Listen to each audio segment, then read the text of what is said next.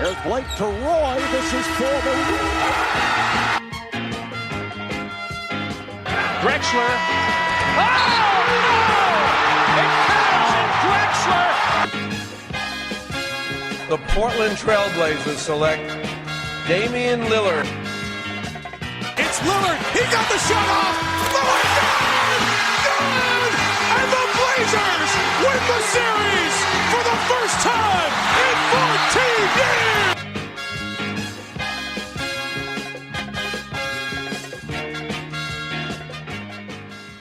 Bonjour à toutes et à tous, bienvenue sur l'épisode numéro 3 du Ripcast. Carmelo Anthony est de retour en NBA. Et ce sont les Blazers qui vont permettre à l'ancien joueur des Knicks d'avoir ce qui s'apparente comme maîtresse la dernière chance pour Melo de montrer qu'il peut encore jouer en NBA. On va donc discuter de l'intégration et du fit potentiel de Carmelo Anthony à Portland. Pour en parler avec moi, Adrien est là. Comment vas-tu, Adrien ? Hello, bonsoir à tous, ça va et toi Lilian ? Bon, plutôt bien. On a une saison qui nous réserve plein de surprises, bonnes comme mauvaises. Et donc on va pas perdre plus de temps et on va tout de suite aborder le cas de Carmelo Anthony à Portland. At forward, at 6'8" from Syracuse, number 7, Carmelo Anthony! Après une année d'absence, Carmelo Anthony fait donc son grand retour en NBA. La nouvelle est tombée ce vendredi matin par l'intermédiaire d'Adrian Wojnarowski. Carmelo Anthony signe un contrat non garanti avec les Blazers et qui pourra le devenir à compter du 7 janvier si les Blazers le gardent jusqu'à cette date. Il devrait passer sa visite médicale ce week-end à New York et si celle-ci est concluante, devrait donc rejoindre l'équipe à partir de mardi pour un match face aux Pelicans. Il louperait ainsi des retrouvailles potentielles face aux Rockets que les Blazers s'affronteront dans la nuit de lundi à mardi. Donc avant qu'on s'attaque au fit de Melo au sein de l'effectif des Blazers, je voudrais d'abord connaître ta première réaction, Adrien, lorsque tu as reçu la notification du Vosges annonçant la venue de Carmelo. Ouais, bah écoute, totalement surpris. Honnêtement, pas du tout prêt. La notification qui est arrivée dans la nuit de jeudi à vendredi sur les coups de 2h du matin, j'ai vu ça et honnêtement, je m'y attendais pas du tout. On sait que nos deux joueurs en two-way contract, Jalen Howard et Moses Brown, avaient été rappelés. Ils ont été renvoyés en G-League il y a 2 jours, donc on pouvait s'attendre potentiellement à un move. Ouais. Mais Melo, honnêtement, choqué, surpris. Je m'y attendais pas du tout. Ouais, pareil. J'étais un peu dans le même état que toi. J'ai regardé mon téléphone. J'étais un peu sans réaction. Et après, c'est pas non plus étonnant de voir Melo. On a quand même souvent parlé de lui à Portland. Il y a 2 ans, son nom était souvent revenu. Lillard avait même dit qu'il voulait que Melo rejoigne Portland. Mais c'est vrai qu'à ce moment-là de la saison, on s'y attendait pas forcément. On s'est bien sûr en lien avec notre début de saison très mitigé, ainsi que la blessure de Collins. Donc moi, j'avais un peu deux réactions. J'étais à la fois... Ma première, c'était quand j'étais un peu désespéré. Enfin, je me suis dit que c'était un move un peu désespéré de l'équipe. On est actuellement en 4-10 avec les 2 défaites qui se sont ajoutées depuis le dernier podcast. Et en fait, là, on est un peu dans la réaction. On sent que c'est un peu la panique dans la maison Blazers. Mais en même temps, après, j'ai un petit peu réfléchi et je me suis dit, bah, on a quoi à perdre d'offrir un contrat qui est pour l'instant non garanti à Melo. Si ça marche, tant mieux. Si ça marche pas, tant pis, on le renverra en vacances. Mais moi, j'étais un peu mitigé, c'est vrai. C'est sûr. Bah, sur le coup, énormément choqué. Et après, quand tu réfléchis, tu te dis, ah, ok, d'accord, ça fait un moment. On sait que Holchi, quand il a un joueur en tête, généralement, il lâche pas trop ce joueur de sa ligne de mire, on va dire. Avec Ezonia, on avait déjà essayé de le choper l'été dernier. Bah, finalement, on l'a chopé cette année. Whiteside aussi, quand il était free agent, on avait essayé de l'attirer. Finalement, il est arrivé quelques années après. Ça s'est passé aussi pareil avec Enes Kanter. Là, avec Carmelo Anthony, quand Neil Holchi a un joueur en tête, il faut privilégier la patience. Et donc, c'est ce qui s'est passé avec Melo. On avait dit au deuxième épisode du Ripcast que c'était compliqué de signer un 15e spot. Là, si on fait ce choix-là, c'est un choix qui est fait un peu dans l'urgence. C'est qu'il y a urgence tout simplement et qui vient colmater les brèches, comme tu as dit, des blessures de Zach Collins, notamment. Et la grande question, ça va être est-ce qu'il est encore capable de jouer à un haut niveau en fait? Parce que, donc comme on l'a dit, il revient d'une année d'absence, puisque la saison dernière, il était aux Rockets. Il a joué seulement 10 matchs avant de se faire couper. Aux Rockets, il tournait à 13,4 points, à 40% au tir, dont un fâcheux 32% à 3 points, avec 5 rebonds. Et en fait, la question c'est est-ce qu'il peut encore jouer en NBA et comment il va s'intégrer et comment tu penses qu'il peut s'intégrer à notre rotation? C'est ça. Est-ce qu'il peut jouer en NBA? Moi, je suis convaincu que oui. Après, personne connaît son état de forme. Ça, on va le savoir bientôt. Il passe sa visite médicale à New York ce week-end. Il rejoint le groupe en mardi pour le match contre les Pelicans. A priori, son état de forme, on le connaît pas. Maintenant, on sait ce que vaut le joueur Carmelo. On sait ce qu'il vaut Carmelo Anthony. Forcément, on va le juger sur ses passages aux Rockets. Il a été coupé il y a un an tout pile, puisque c'était le 16 novembre et on enregistre ce numéro le 16 novembre. Maintenant, la position dans laquelle il arrive aujourd'hui à Portland et celle dans laquelle il était lorsqu'il arrive à OKC et après aux Rockets, elle est totalement différente. Quand il arrive à OKC, il arrive en tant que troisième larron derrière Paul George et Russell Westbrook, et quand il arrive aux Rockets, il arrive en tant que troisième larron derrière Chris Paul et Carmelo Anthony. Là, c'est totalement différent. Il arrive avec un contrat qui est non garanti. Donc comme tu l'as dit, on peut le couper à tout moment si on s'aperçoit que ça ne fit pas jusqu'au 7 janvier, date à partir de laquelle son contrat deviendra garanti. Donc c'est un consentement de Melo de revenir avec ce contrat-là non garanti.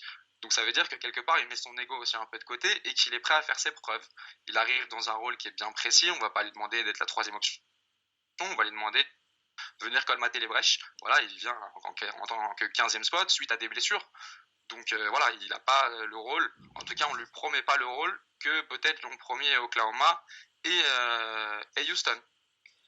Moi, je vais prendre la situation dans le sens inverse un peu, parce que comme je l'ai dit, c'est un peu un move désespéré des Blazers pour tenter de combler le trou au poste 4. Et en fait, là, on le prend parce qu'on a vraiment besoin de lui. Enfin, a besoin de lui, du potentiel joueur qu'il peut être. Et donc il peut également se mettre dans la position, en fait vous avez besoin de moi, je vais prendre les 10 tirs que je prenais habituellement et puis voilà, c'est tout. Alors on peut, de toute façon son fit à Portland va tellement dépendre de l'état d'esprit dans lequel il vient. S'il va se mettre au diapason de l'équipe, s'il va comprendre qu'il aura un rôle moindre, qu'il aura un rôle de role player tout simplement, qu'il aura quelques shoots à prendre dans le corner, qu'il devra les mettre. Et vraiment, ça va beaucoup dépendre de la mentalité dans laquelle Melo peut venir. Après, si on renchérit de ce qu'il peut apporter sur le terrain, ce qu'il peut apporter notamment, c'est sa menace extérieure. Aux côtés de Lillard et McCollum, on a toujours voulu sur les postes de forward avoir cette menace extérieure qu'on a voulu cette année avec Ezonia Tolliver, qui ne vient pas pour l'instant parce que les deux joueurs pour l'instant ne sont pas au niveau auquel l'équipe l'attendait. Donc il peut apporter cette menace extérieure. Ce qui va surtout l'upgrade qu'il peut apporter par rapport à Ezonia et Tolliver, c'est sa taille, même si on sait que Melo c'est pas forcément un rebondeur d'une qualité extraordinaire. En carrière, il doit tourner un 5-6 rebonds par match. Pour un poste 4, c'est pas exceptionnel. Il peut prendre des rebonds si on l'a un mais peu. Mais c'est ça, il a au moins la taille. Parce que là, quand on mettait Ezonia ou même Little, en fait, déjà, rien qu'en déficit de taille, il se faisait prendre tous les ballons sur la tête, quoi. Donc, au moins, il a la taille pour ça.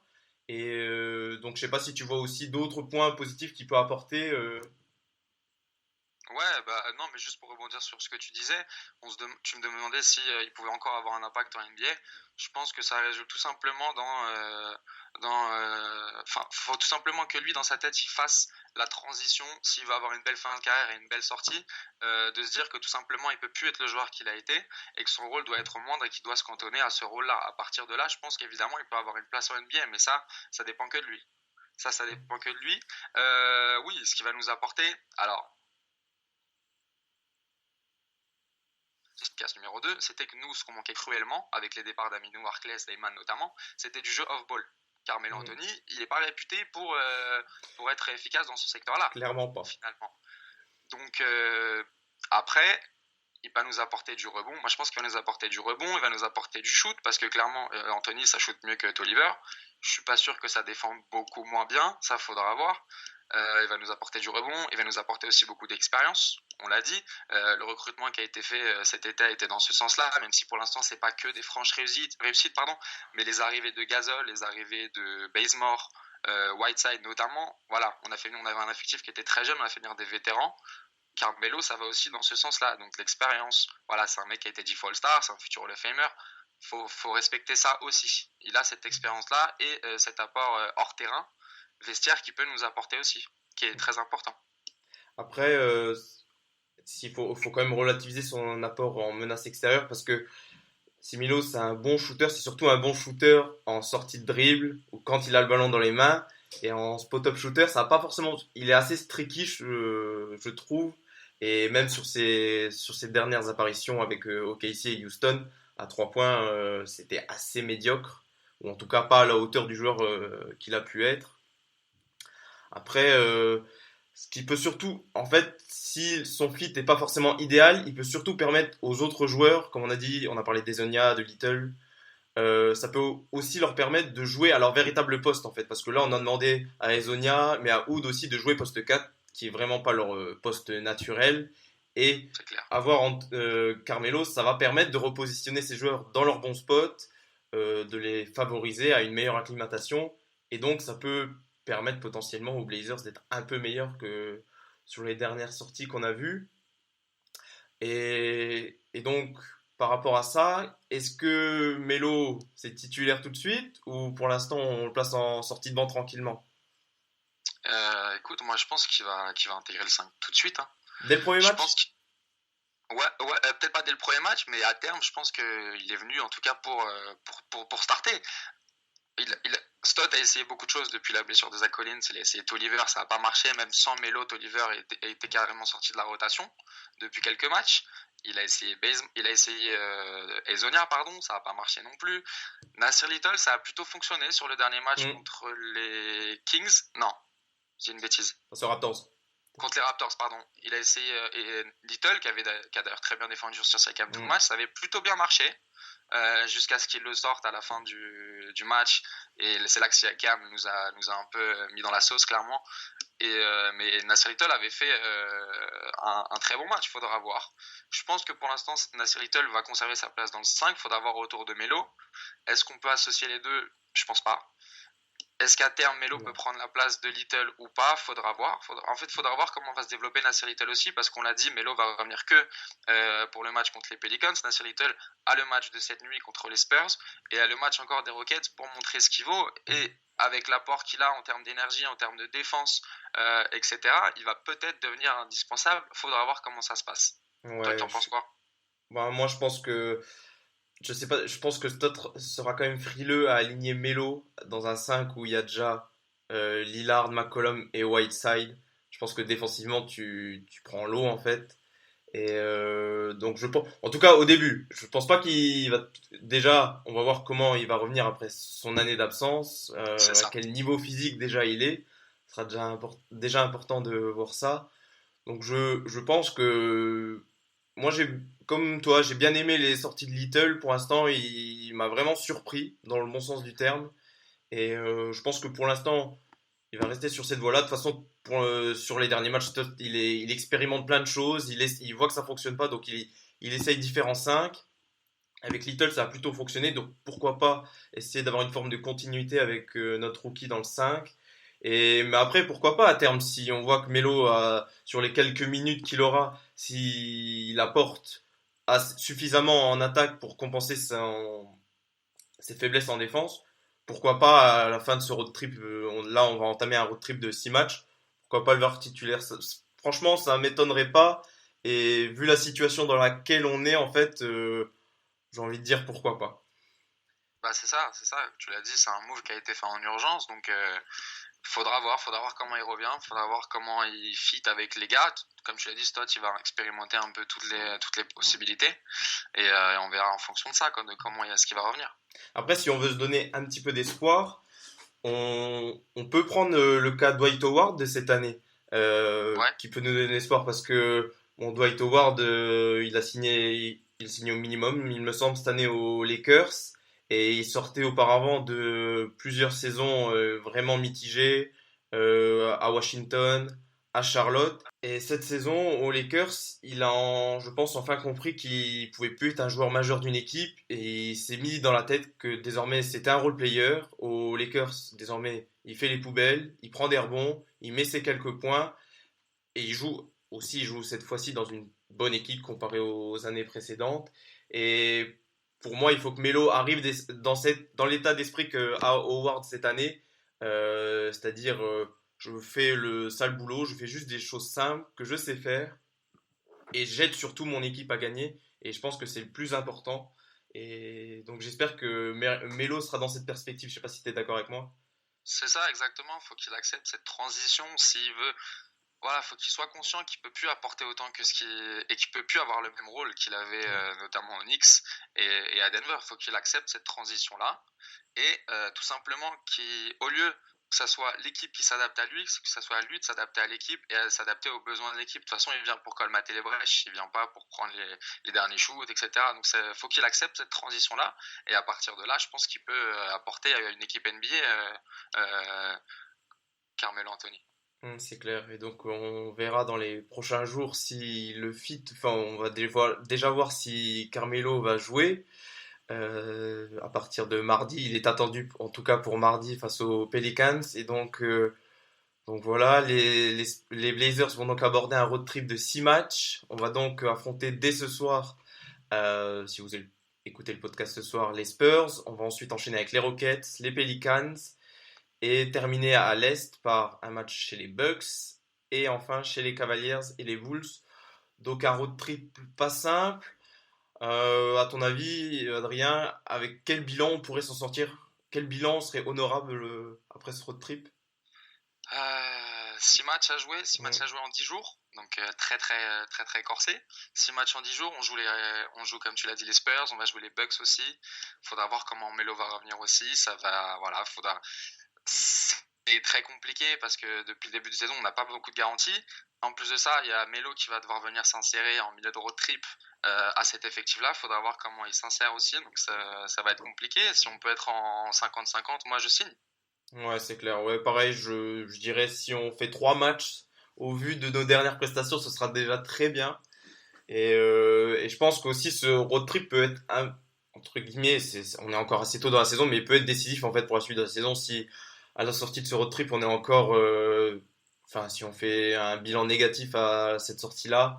Après, il faudra voir comment ça s'est passé dans le jeu aussi, mais ça sentira quand même assez mauvais pour notre saison. Donc voilà, on voulait rapidement faire un petit podcast sur l'arrivée de Melo parce qu'on a jugé que c'était quand même important. C'est quand même un joueur emblématique de ces 2 dernières décennies.